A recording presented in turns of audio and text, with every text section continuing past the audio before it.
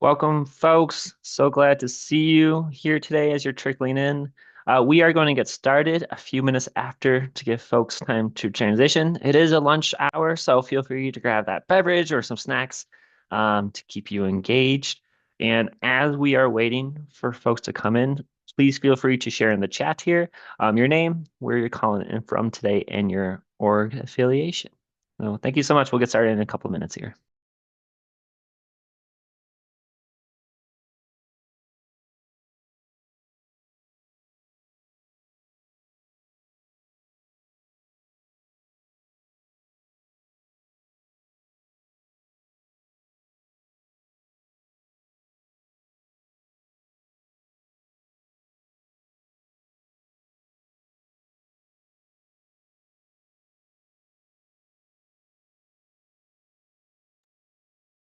Hello, everyone. Just seeing a few more folks trickle in. We'll get started about three after, just gives folks time to transition.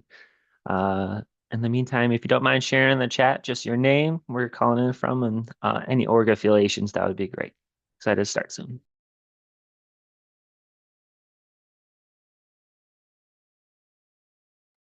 I am seeing the chat is disabled.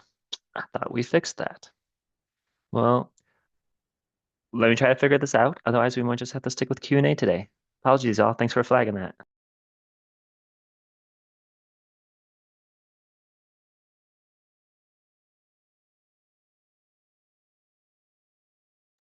Okay, I think I updated it. Can someone please test the chat to see if it's working? Apologies. Woohoo! All right. One more time then. Thank you folks for bearing with us. We're going to get started in just 1 minute here. In the meantime, please share in the chat your name, where you're calling in from, and your org affiliation. Welcome, Brett from Travis Area District Library. Amanda from Wexford County. Lisa from Sutton's Bay. Michelle, Bridget from Seeds. Nice to see you here. Fantastic. Keep it coming, folks.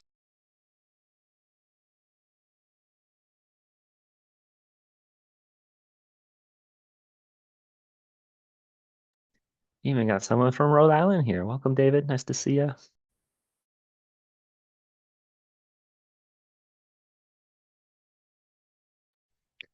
Lisa over in Tawas. I love Tawas. Family has a place in Harrisville. Got some folks in Petoskey. Fantastic. Well, we'll get started now. Thank you for everyone for dropping in the chat. Again, if you haven't yet, please do share so your name, where you're calling it from, and or the org you're affiliated with. My name is Nicholas Jansen. I'm the Rural Clean Energy Specialist with Groundwork Center for Resilient Communities. For those of you unfamiliar with Groundwork Center, we've been in the Greater Traverse area for 30 years now, over 30 years, working on three main areas: climates and energy, food and farming, and public transportation. And one of the things we really try to do is connect local decision makers and community leaders with the resources such as elective and direct pay, um, just so we all have more support in this energy transition we're going through. So it's going to be me today, and my coworker Lila. Lila, are you able to introduce yourself? Yes, sorry, I unspotlight lit myself. Can anyone see me or probably not? Oh yeah, you can. Okay. Hi everyone. My name's Lila Hollis. I'm the clean energy specialist with Groundwork Center. I'm super excited to be here. I do a lot of on the ground work with local officials, talking about clean energy and solar installment in counties. And so this is a great webinar, and I'm excited for everyone here to hear from Stephanie. Thank you. And right before we hear from Stephanie, she is going to be leading this whole call. Lila and I will be here to help answer questions. Please, as the presentation goes out, feel free to drop the questions in the chat. Lila and I will help monitor those to direct to Stephanie once she gets a pause and a time to answer questions. But at the very least, we plan ample time at the end for some open conversation. And so lots of Q&A will be at the end. But feel free to use the chat or drop questions in the Q&A, and we'll make sure Stephanie gets them. But yeah, I'll kick it over to Stephanie, let her introduce herself and take it away. Thank you so much, Nicholas and Lila. Hi, everyone. My name is Stephanie Marchbanks. I am a community planner with Networks Northwest. Our organization was founded over 50 years ago. We serve the 10 counties in Northwest Lower Michigan. We have 3 service categories, workforce development, which is actually through Northwest Michigan Works. We have business and economic development services, and the community development department, which is where I work as a community planner.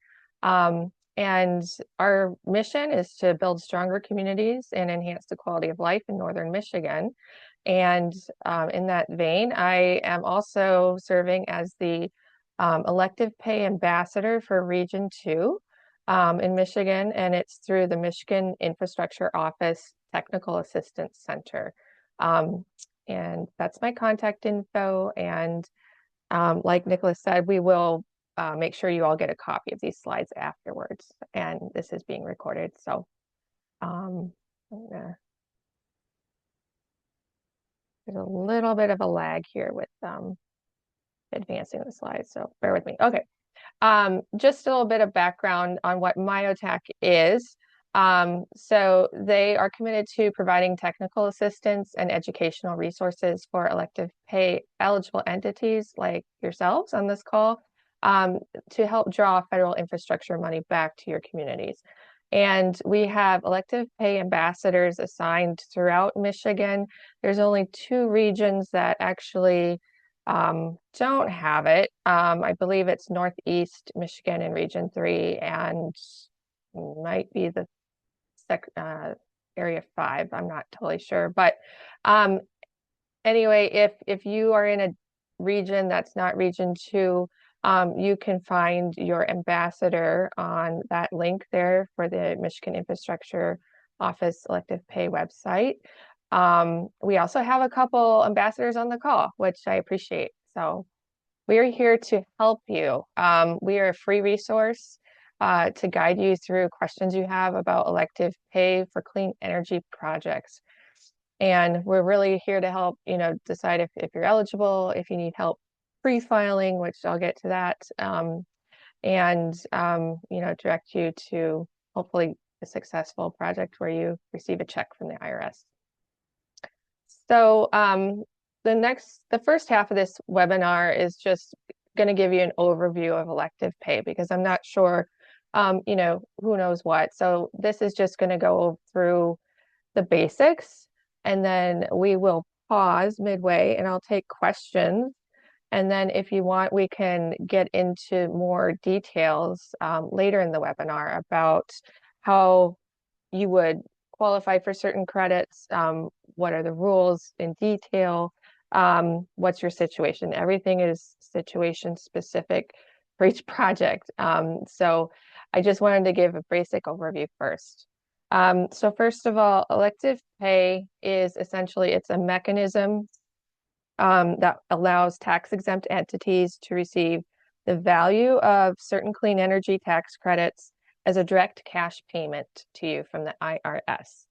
And this was created by the Inflation Reduction Act of 2022. It's also called direct pay, as you might have heard. This is not an competitive type of funding situation. It's not like a competitive grant. These are funds that you are entitled to claim if you meet the criteria. If you don't claim it, you're essentially giving that money back to the IRS. So it can typically give you like 30 to 40% back on your qualified costs. It's also stackable that way. That's why we have a range of percentage. And when we get into the details later, you'll see how you can apply for meet certain credits. You might get a 10% bonus for something. And it's not competitive. So you can claim as many credits or projects as you would like. So who is eligible? So local governments, tribal governments, even the state of Michigan. We have a lot of nonprofit organizations, houses of worship, agencies, and instrumentalities of other forms of government like public school districts, transportation authorities, community colleges and public universities, and rural electric cooperatives. So out. It's pretty broad. So what's eligible? Here's what's eligible. Right now, the main ones are solar power, geothermal, energy and battery storage.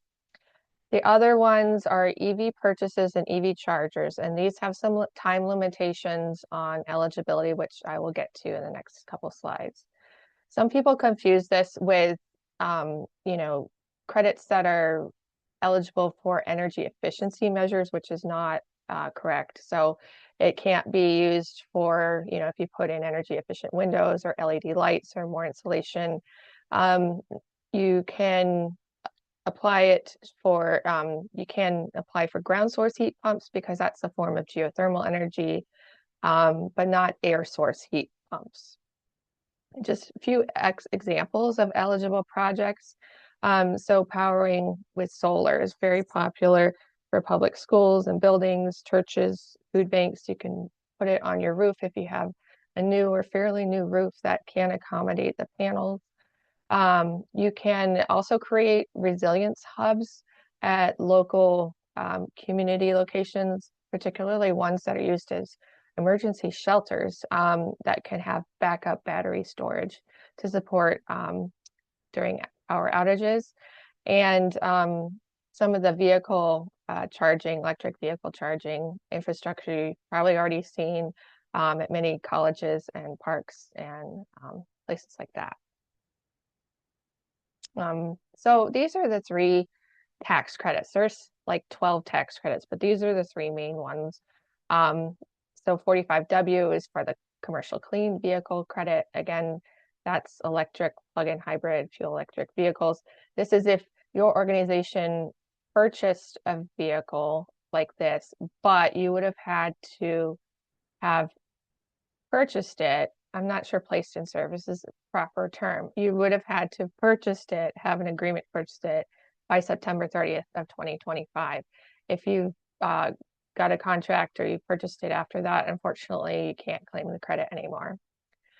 The EV charging infrastructure tax credit, 30C. So you start with a base credit, and that could be either 6% or 30% of your total project cost, depending on if certain labor requirements are met. This is only for, you have to be in the right place on a map for rural and low income areas, and they have to be placed in service by June 30th this year. After that, the credit goes away. The other one, the big one really, is the Clean Electricity Investment Tax Credit, or ITC 48E. This is for solar, geothermal HVAC, wind, and energy storage. Again, the base credit can be 6 to 30% of your total project costs, and then you can see if you qualify for bonus credits. And of course, there are new deadlines and restrictions. So those deadlines and restrictions, that has to do with the passage of the One Big Beautiful Act, or OBA, that was passed into law July 4th of 2025. And it didn't change elective pay, it just changed some of the criteria associated with the credits for elective pay. So the new deadlines, I kind of addressed these in the previous slide with the plug-in vehicles and the hybrids. That's the deadline for those. EV chargers coming up soon. Solar and wind. So with solar and wind, and so many are considering solar projects, I know, you really want to start construction if possible before July 4th of 2026 if you haven't already, because if you after that you have, I think, 4 years after that date to finish your project, as long as it's under construction continuously.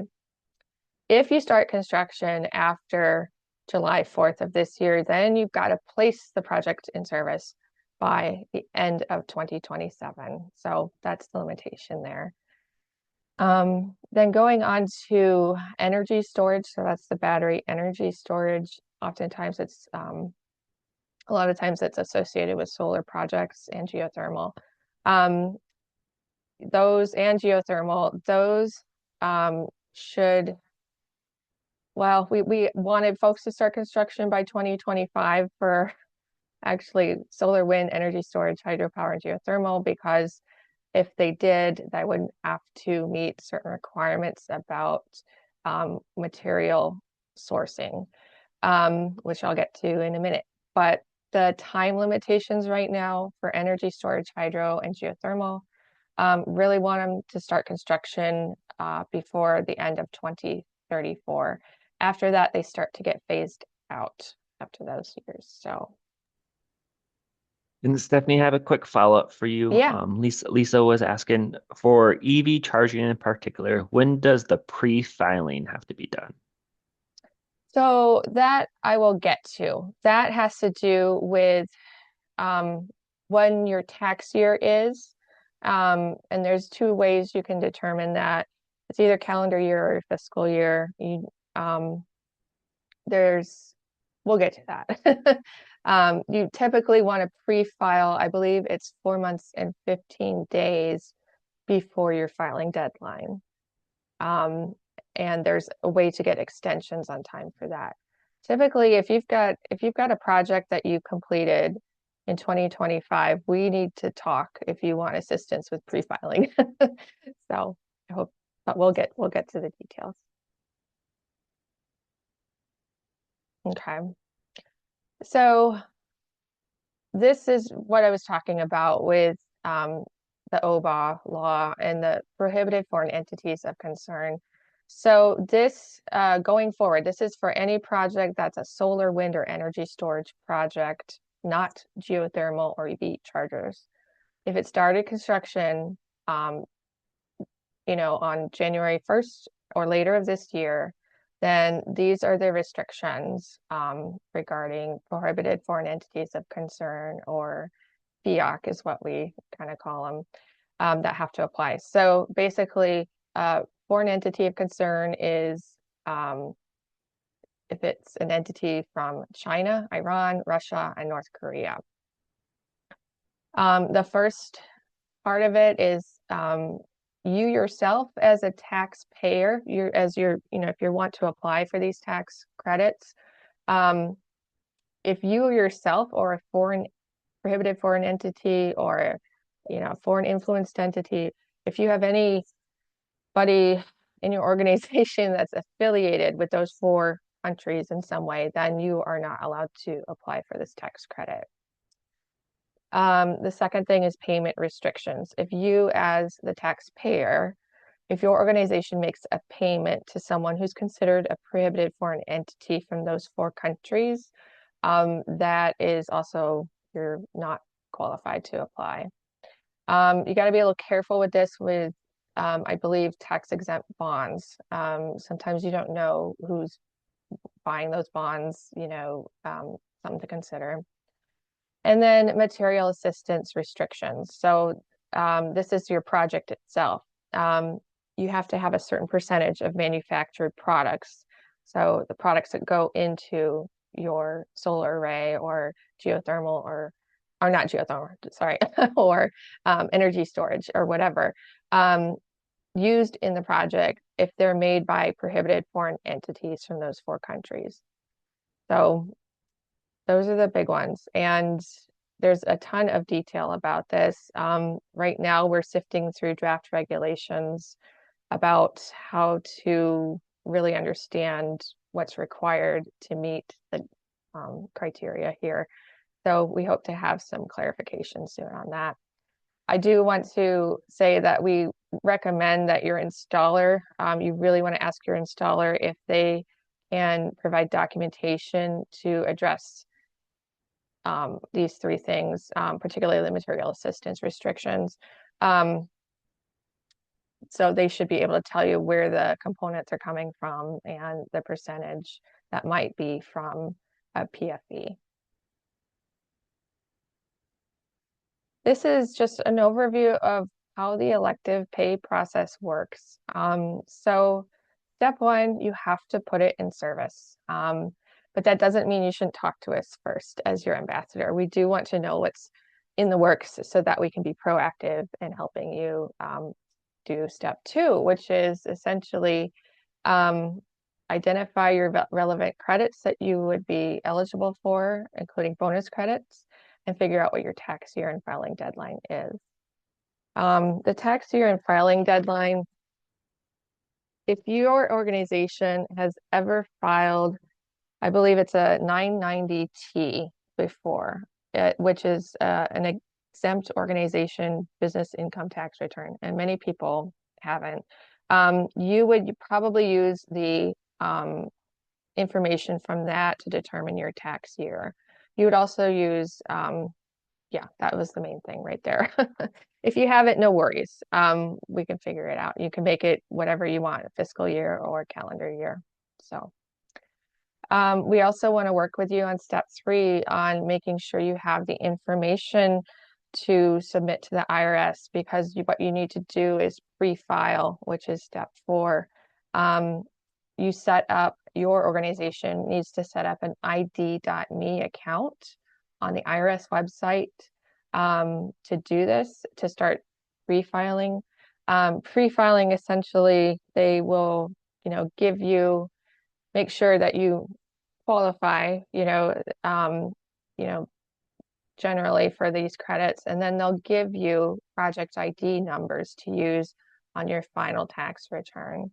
And then you get a check within 45 days to 6 months after filing. So we're here to help guide you through this process. Filing the tax return itself, we do recommend that you use a CPA who has confidence and experience in doing this for you. I don't believe it's too complicated, but some people are really thrown off by it. So if you have a project that is of, I would say, significant amount of size in megawatts, it's a big project and you're expecting a big return, you may qualify for free tax assistance through the MyoTax office. They have a contract with Raymond, which is a tax brokerage firm. And if we don't have a ton of money, so we have to be selective with who can apply for that service. But if you do qualify in our eyes, then we might be able to help you file that tax return if you don't have a CPA to do it for you. I'm just going to go through a couple examples that locally, folks that have installed clean energy projects and taken advantage of the tax credits. So this project was St. Philip's Episcopal Church in Beulah. They had a ground-mounted solar array installed in 2024, and they said their cost was $59,000, and they got 30 to 40% back from the IRS. So they had a supportive vestry, and then applying for the direct pay, they said it wasn't that difficult from the IRS website. So the IRS was very responsive to them if they had questions. So another project, and this is more recent, this is in Roscommon County. Their transportation authority installed a solar carport, 60 kilowatt size, placed in service November of last year. It cost them $400,000, and they are expected to get 40% back on that. And one of our awesome elective pay ambassadors, Mike Wilson, helped them through their pre-filing registration process, and they're already saving money on their electric bill. That is, like, aside from getting money back that you can use towards other things in your budgets, you are also saving money on your electric bill, which is just fantastic. So. And Stephanie, just to clarify from the chat, will folks receive a check 45 days after filing or 45 days after completion of project? 45 days to 6 months after filing. Not completing the project. You have to officially file. Does that make sense? Okay. Thank you. Sure. I don't think I can play this, unfortunately, but we've got 4 videos. This is one of them. on the Myotech elective pay website. So these are just examples. This one was from the UP. It's like, 3 4 minute videos, and they talk about how local governments got rebates off solar. And this one, these talk about how houses of worship in the state applied for it, and Michigan nonprofits. This guy is with the Humane Society, I think in somewhere near Ann Arbor, and also intermediate school districts at Washington ISD. So those are things you can look at on your own time, but they're just kind of inspiring, and it makes a good case for elective pay and how it's actually applied in Michigan. Okay, right now I'm going to stop and see if folks have questions before I go any further.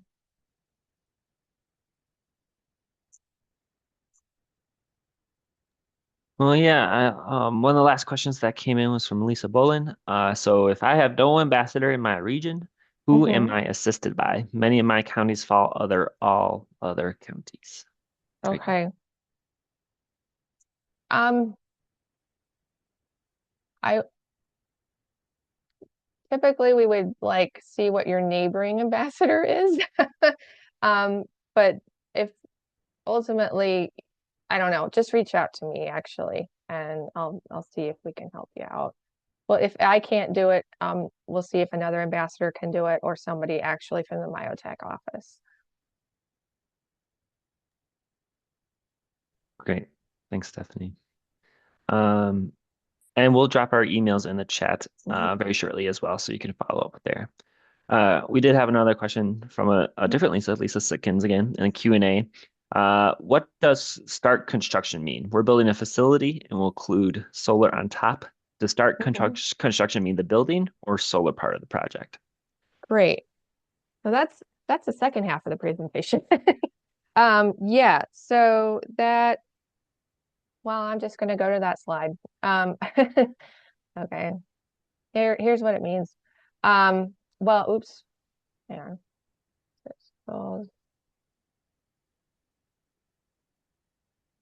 Okay. I think so essentially it means that you've paid or incurred.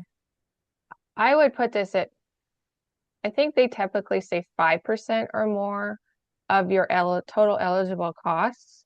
Just ignore, I don't know when that, so you're on your way. So don't ignore the 12/31/25 info there. So you have to pay or incur 5 to 10% of your total project costs. 5% I think is a general rule. 10% safe because it allows for, let's say you get to the end of your project and you went over budget a bit, and that way you're covered.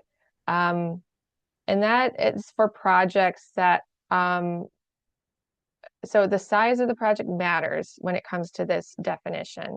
That's for projects that are greater, or I'm sorry, lesser than or equal to 1.5 megawatts. If you've got a bigger project, if it's greater than 1.5 megawatts, you have to use what's called a physical work test.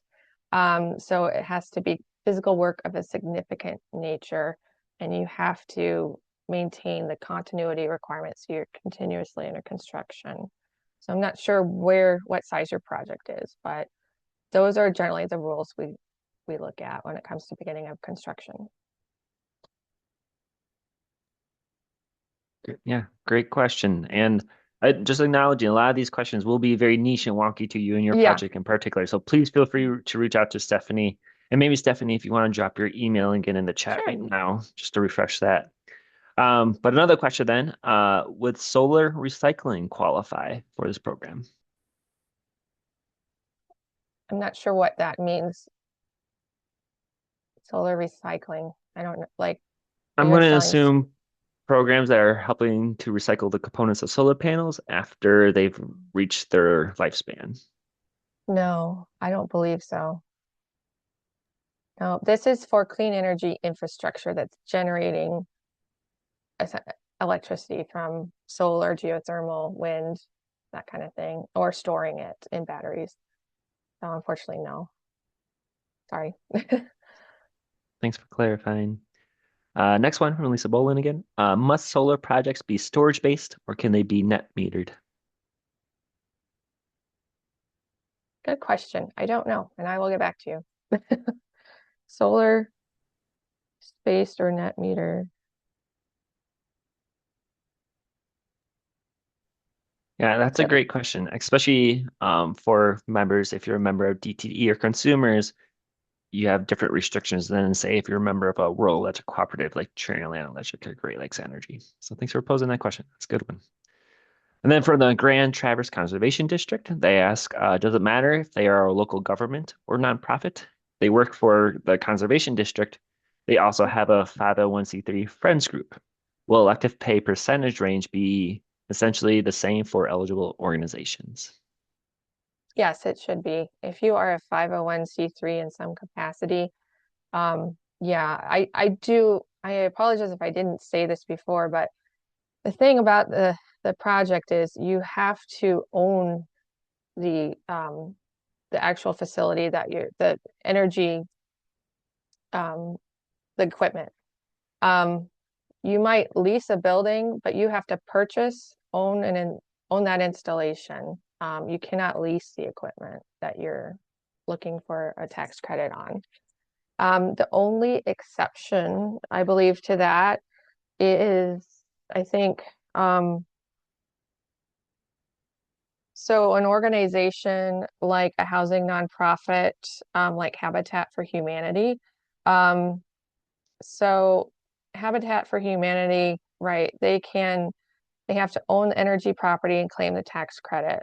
Um, After 5 years of their ownership, they can transfer the ownership of that equipment to a homeowner.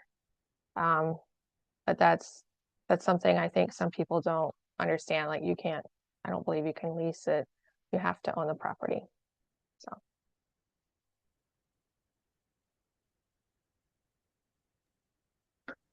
Fantastic. Thanks, Stephanie.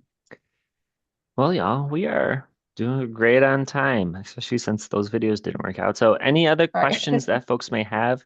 And again, Stephanie is a wonderful human with a great resource to reach out to. Her email is there in the chat with any niche questions. But any other general questions while we have folks together today? If if not, I'm happy to go through the details if anyone wants to stick around. Um, Again, it's all really specific to every project. This is what we look at. So again, I actually did go through this one, the PFE stuff. So I won't repeat that, but that's the first thing we look at. And then this slide was in here because if you had a project that began construction before December 31st, this is when you wouldn't have to qualify, or you wouldn't have to, sorry, I think it has to do with, I think this is where you're exempt from certain rules. Yeah, sorry, I apologize, but I'm just, so if your project began then you wouldn't have to comply with, I believe it's PFE stuff, prohibited foreign entity rules. Yeah, that's what it was. So that's a good thing. But this is what you would have to do in order to not have to meet those rules. If your project, like I said, began construction before the end of last year, these are the criteria you would have to meet in order to not have to meet the rules for prohibited foreign entities in your components. So, Thanks for that, Stephanie. yeah. And yeah, the Grand Traverse Conservation District, just seeking clarification. They work out of a county-owned building. The district Okay. leases that building, but they would be Okay. purchasing the solar hardware for roof-mounted solar panels. Would they be eligible for elected pay incentives? Yes. If you own the actual equipment you're paying for, yes. Great. I like it when it's short and easy like that. Yep. Yes. Yep. Yep. Yeah. Like I said, you could lease a building, but if you're purchasing solar panels and stuff and paying for the installation, yeah, you would qualify. But then I'll get into everything else you got to meet in a minute. Okay, this is just talking about more detail about the PFE stuff with regard to the material assistance rules. The thing with that is it looks at the minimum specified percentage of components in the product produced by non-PFEs, and that is compared to, you know, a percentage of, you know, it's complicated, but it really comes down to there's a percentage you have to meet. Where the materials are produced doesn't necessarily matter, really. It's really who makes them. So, for example, these are produced in a facility in Canada or Mexico. However, the company that produces them, even though they're manufacturing facilities in those countries, they happen to be Chinese or they happen to be North Korean. Unfortunately, that makes them a PFE. So it's really who makes the product going into the final product. Right. And so the material assistance cost ratio has to be greater than or equal to the threshold ratio, and that's determined based on the year your construction begins. So again, you'll get this for reference, but this is what your installers should understand, and how to, the details on how to calculate that. You know, really the onus is on this installer. But as you can see, every year that goes by, the threshold ratio increases for, they call it a qualified facility. That just means solar or wind, and energy storage technology. That just, you know, that's battery storage. Okay, so after all that, we want to look at really calculating your base tax credit, depending on the type of project you have. I kind of went over this a little bit before. So solar geothermal is the investment tax credit, ITC 48E. This also includes wind, I believe. Anything less than 1 megawatt, your base credit to start is 30%. If your project is greater or equal to 1 megawatt, your base credit could be 6% or 30%, and that depends on you meeting certain prevailing wage and apprenticeship rules. So if you comply with those rules, you'll get the base 30%, but again, that's if you've got a bigger project right there. Otherwise, if you don't meet those rules, you'll get a 6% base credit. And we'll get into what prevailing wage and apprenticeship rules mean in the next slide. For EV chargers under credit 30C, again, this one depends. It's either 6 or 30%. They have to be in that right area on the map too, and they also have to comply with the PWA, prevailing wage and apprenticeship rules.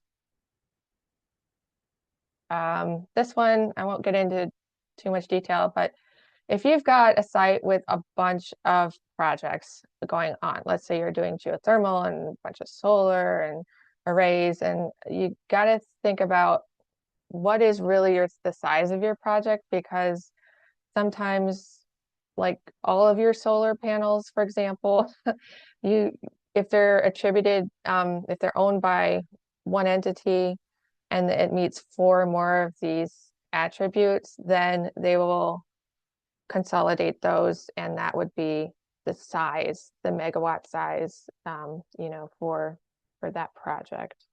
So just something to think about if you're working on a really complex site. Okay, so details on prevailing wage and apprenticeship requirements. There's 4 components to it. The pay has to meet the prevailing wage specific to the location of the project. You have to have a minimum of 15% hours worked on the project. They have to come from apprentices from certified apprenticeship programs. A lot of trades have these. They sometimes just forget to put people on the site, but you need to make sure, you know, if you need to meet the PWA requirements, that your installers can meet these requirements here. There has to be an applicable ratio of apprentices to journey workers. established by a registered apprenticeship program. And any taxpayer contractor or subcontractors with over 4 employees working on the project have to hire at least one apprentice. So again, this is not applicable to projects less than 1 megawatt.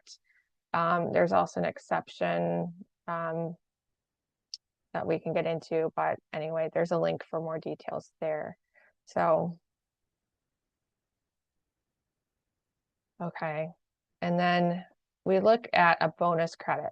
The good thing is much of Northern Michigan will automatically get a bonus credit for being what's called an energy community tax credit bonus area. So, you know, that's, you look at your base credit, if it's 6%, you get 2 more percentage points. If it is, you're starting at 30%, then you can get 10% back added on. So that would be a 40% credit at this point. So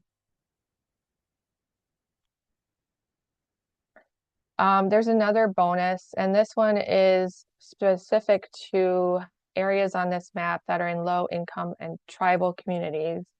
So basically you have to meet you have to be in one of these areas, okay?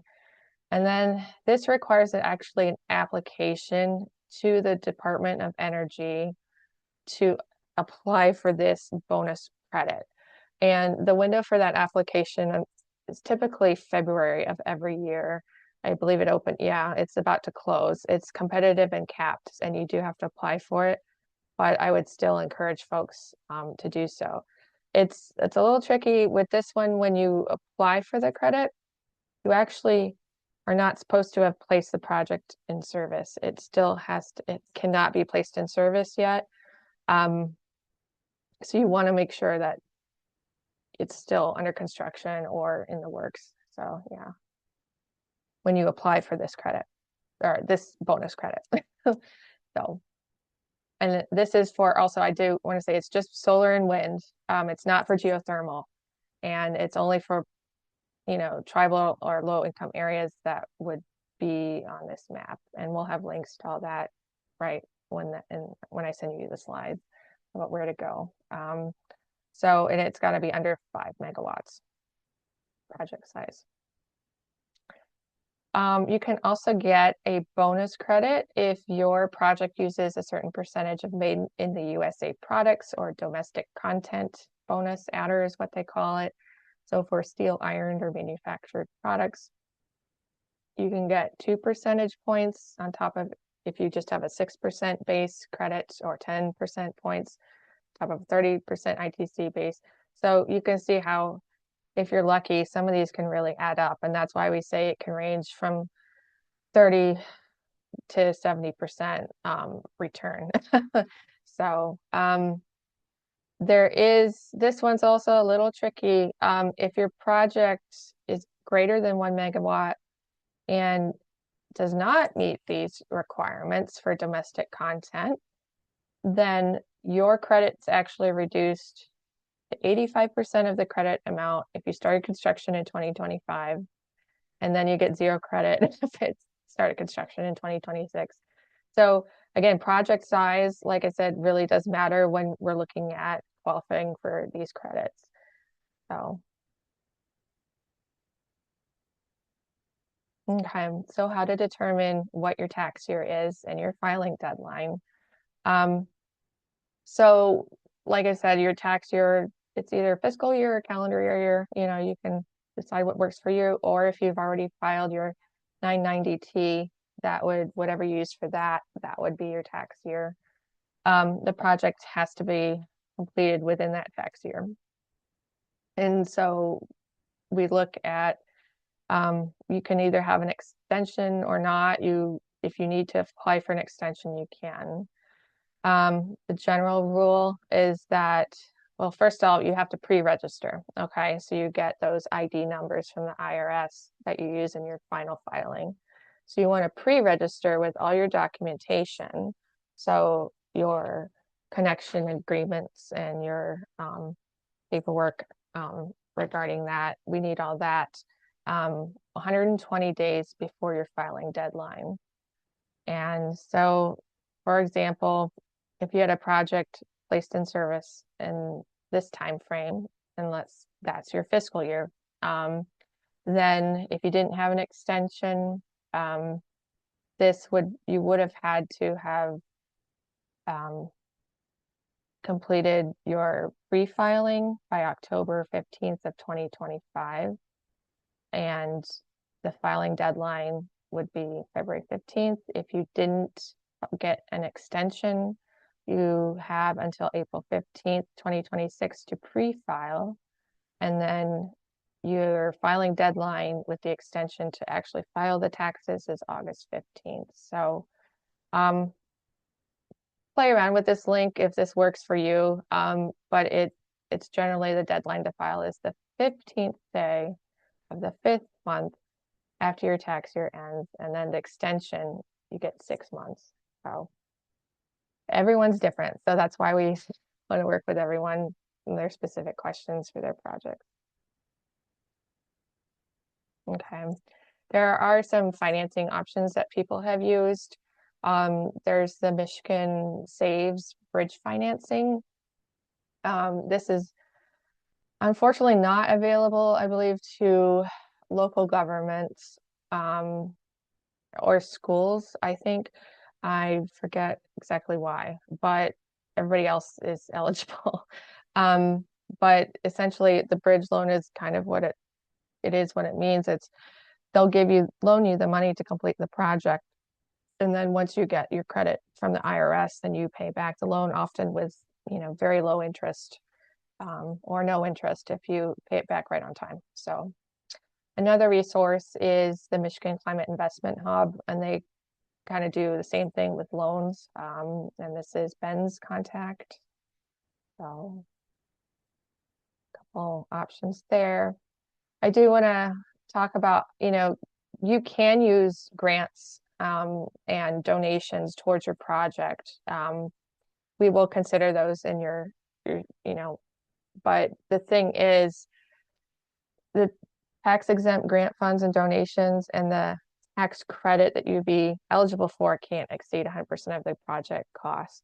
So let's say you got 70% covered in grant funds, and the rest 30% you pay for with out of pocket. And then technically you're eligible for 40% tax credit after you go through all the criteria, but they're going to give you a haircut of 10% because you can't make money off the tax credit. So, oops, sorry guys. And then using tax exempt bonds, there are some restrictions about using those to finance a project. The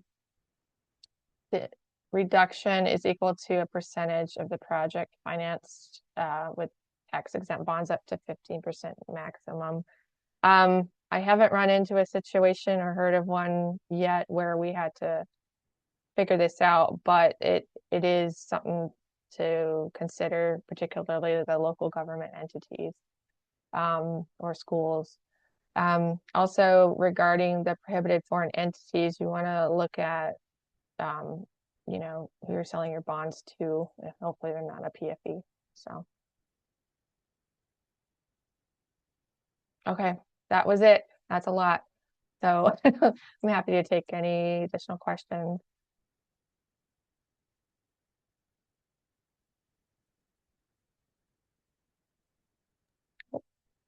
Yeah, thanks, Stephanie, and everyone for Sure. sticking around. Any other final questions before we wrap up here?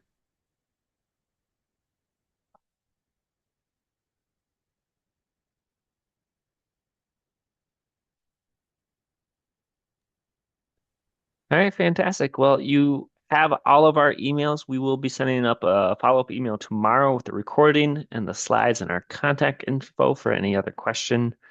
And yeah, just really appreciate y'all. Local work is truly what's going to make the clean energy movement continue. 99% of new energy generation projected this year is supposed to be clean and renewable energy and battery storage. And so you all at the local level thinking about how to make these projects affordable for you and your communities is instrumental. So thank you all for going into the weeds and the nitty-gritty of what it takes to make this transition possible. So thank you all, and we'll definitely be in touch. Hope you all have a good one. Thank you. Bye-bye.